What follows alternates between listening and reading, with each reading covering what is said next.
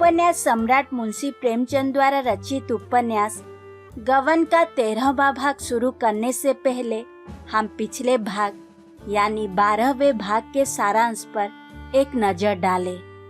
रमानाथ के नौकर हो जाने के बाद जालपा पुनः आभूषण क्रय किए जाने की आशा बांधती है, किंतु आभूषणों के अभाव में वो निराश रहती है। सहेलियों को लिखे पत्रों से उसकी तीव्र आभूषण लिप्सा का जब रमानाथ को ज्ञान होता है तो वो तिलमिला जाता है और बाजार से आभूषण उधार में लेने का निश्चय करता है। प्रस्तुत है गबन उपन्यास का 13वां भाग। सराफे में गंगू की दुकान मशहूर थी। गंगू था तो ब्राह्मण पर बड़ा ही व्यापार कुशल। रमा को देखते ही मुस्कुराकर कहा, आइए बाबूजी, ऊपर आइए। बड़ी दया की। मुनीम जी, आपके वास्ते पान मंगवाओ। क्या हुक्म है बाबूजी? आप तो जैसे मुझसे नाराज हैं, कभी आते ही नहीं। गरीबों पर कभी कभी दया किया कीजिए। गंगू की शिष्टता ने रमा की हिम्मत खोल दी।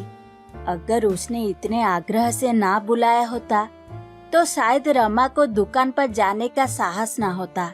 अपनी साख का उसे अभी तक अनुभव न हुआ था। दुकान पर जाकर बोला, यहाँ हम जैसे मजदूरों की कहाँ गुजर है महाराज, गांठ में कुछ हो भी तो।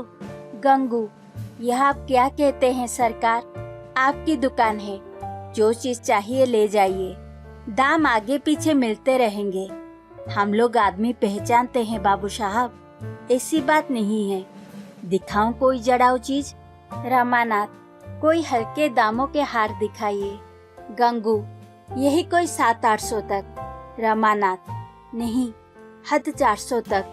गंगू, मैं आपको दोनों दिखाई देता हूँ, जो पसंद आए ले लीजिएगा। संदूक सामने आया। गंगू ने हार निकाल कर दिखाने शुरू किए। रमा की आंखें खुल गई, जी लोटपोट हो गया। क्या सफाई थी, नगीनों की कितनी सुंदर सजावट, कैसी आफताब। रमा ने सोच रखा था 100 रुपए से ज्यादा उधार ना लगाऊंगा, लेकिन 400 वाला हार आंखों में कुछ जचता ना था और जेब में कुल 300 रुपए थे। सोचा यह हार ले गया और जालपा ने पसंद ना किया तो फायदा ही क्या। ऐसी चीज ले जाऊं कि वो देखते ही फड़क उठे। यह जड़ाऊ हार उसकी गर्दन में कितना शोभा देगा। वो अभिभूत होकर उसकी ओर ताक रहा था, पर मुंह से कुछ कहने का साहस न होता था। कहीं गंगू ने 500 रुपए उधार लगाने से इनकार कर दिया तो। गंगू, आपके लायक तो बाबूजी यही चीज है। रमानाथ, पसंद तो मुझे भी यही है, लेकिन मेरे पास कुल 300 रुपये है, यह समझ लीजिए। शर्म से रमा के मुंह पर लाली छा गई। वो धड़कते हुए हृदय से गंगू का मुंह देखने लगा। गंगू ने कहा, बाबू साहब, रुपए का तो जिक्र ही ना कीजिए, कहिए 10,000 का माल साथ भेज दूं। हुक्म हो तो एक आध चीज और दिखाऊं। एक शीश फूल अभी बनकर आया है, बस यही मालूम होता है गुलाब का फूल खिला हुआ है। मुनीम जी, जरा वो शीश फूल दिखाओ तो, और दाम का भी कुछ ऐसा भारी नहीं, आपको 250 में दे दूंगा। शीश फूल आया। सचमुच गुलाब का फूल था, जिस पर हीरे की कलियां ओस की बूंदों के समान चमक रही थी। रमा की टकटकी बंद गई, मानो कोई अलौकिक वस्तु सामने आ गई हो। रमानाथ, हाँ है तो बहुत सुंदर, मगर भाई ऐसा ना हो कि कल ही से दाम का तकाजा करने लगो। मैं खुद ही जहाँ तक होगा जल्दी दे दूंगा। गंगू ने दोनों चीजें 2 सुंदर मखमली केशों में रखकर रमा को दे दी। फिर मुनीम जी से नाम टंकवाया और पान खिलाकर विदा किया। रमा के मनोउल्लास की इस समय सीमा न थी, किंतु यह विशुद्ध उल्लास न था, इसमें एक शंका का भी समावेश था। 650 रुपये चुका देने की तो उसे विशेष चिंता न थी। घात लग जाए तो वो 6 महीनों में चुका देगा। भय यही था कि बाबूजी सुनेंगे तो जरूर नाराज होंगे। लेकिन जैसे जैसे आगे बढ़ता था, जालपा को इन आभूषणों से सुशोभित देखने की उत्कंठा इस शंका पर विजय पाती जाती थी। घर पहुंचने की जल्दी में उसने सड़क छोड़ दी और एक गली में घुस गया। वो घर पहुंचा। जालपा द्वार पर खड़ी उसकी राह देख रही थी। रमा ऊपर चला गया। उसने समझा था जालपा भी पीछे पीछे आती होगी, पर वो नीचे बैठी अपने देवरों से बातें कर रही थी। मानो उसे गहनों की याद ही नहीं है, जैसे वो बिल्कुल भूल गई है कि रमा सराफे से आया है। रमा मन में झुंझलाता हुआ नीचे चला आया। उसी समय दयानाथ भोजन करने आ गए। सब लोग भोजन करने बैठ गए। जालपा ने जब्त तो किया था, पर इस उत्कंठा की दशा में आज उससे कुछ खाया ना गया। जब वो ऊपर पहुंची तो रमा चारपाई पर लेटा हुआ था। उसे देखते ही कौतुक से बोला, आज सराफे का जाना तो व्यर्थ हो गया। हार कहीं तैयार ना था, बनाने को कहे आया हूँ।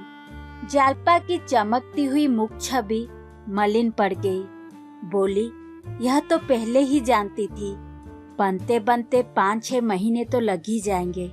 रमानाथ, नहीं जी, बहुत जल्द बना देगा, कसम खा रहा था। जालपा, जब चाहे दे। उत्कंठा की चरम सीमा ही निराशा है। जालपा मुंह फेर कर लेटने जा रही थी कि रमा ने जोर से कहका मारा। जालपा चौंक पड़ी। समझ गई रमा ने शरारत की थी। मुस्कुराती हुई बोली, तुम भी बड़े नटखट हो। रमानाथ, कैसा चमका दिया। जालपा, यह तो मर्दों की आदत ही है, तुमने नई बात क्या की। जालपा दोनों आभूषणों को देखकर निहाल हो गई। हृदय में आनंद की लहर सी उठने लगी। मनोभावों को छिपाना चाहती थी कि रमा उसे ओछी ना समझे, लेकिन एक एक अंग खिल जाता था। मुस्कुराती हुई आंखें, दमकते हुए कपोल और खिलते हुए अधर उसका भरम गवाए देते थे। उसने हार गले में पहना, शीश फूल जुड़े में सजाया और सर्प से उन्मत्त होकर बोली, तुम्हें आशीर्वाद देती हूँ, ईश्वर तुम्हारी सारी कामनाएं पूरी करे। आज जालपा की वो अभिलाषा पूरी हुई जो बचपन ही से उसकी कल्पनाओं का एक स्वप्न, उसकी आशाओं का क्रीड़ा स्थल बनी हुई थी। आज उसकी वो साध पूरी हो गई। यदि मानकी यहाँ होती तो सबसे पहले यह हार उसे दिखाती और कहती, तुम्हारा हार तुम्हें मुबारक हो। रमा पर घड़ो नशा चढ़ा हुआ था। आज उसे अपना जीवन सफल जान पड़ा। अपने जीवन में आज पहली बार उसे विजय का आनंद प्राप्त हुआ। जालपा, अब मैं तुमसे साल भर तक और किसी चीज के लिए ना कहूंगी।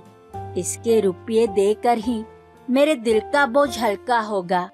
रमा गर्व से बोला, रुपए की क्या चिंता है ही कितने। जालपा, जरा अम्मा जी को दिखाऊं, देखे क्या कहती है। रमानाथ, मगर यह ना कहना कि उधार लाए हैं। जालपा दौड़ी हुई नीचे गई। आधी रात बीत चुकी थी। रमा आनंद की नींद सो रहा था। जालपा ने छत पर आकर एक बार आकाश की ओर देखा। निर्मल चांदनी छिटकी हुई थी। वो कार्तिक की चांदनी जिसमें संगीत की शांति है, शांति का माधुर्य और माधुर्य का उन्माद। जालपा ने कमरे में आकर अपनी संदूकची खोली और उसमें से वो कांच का चंद्रहार निकाला, जिसे एक दिन पहनकर उसने अपने को धन्य माना था।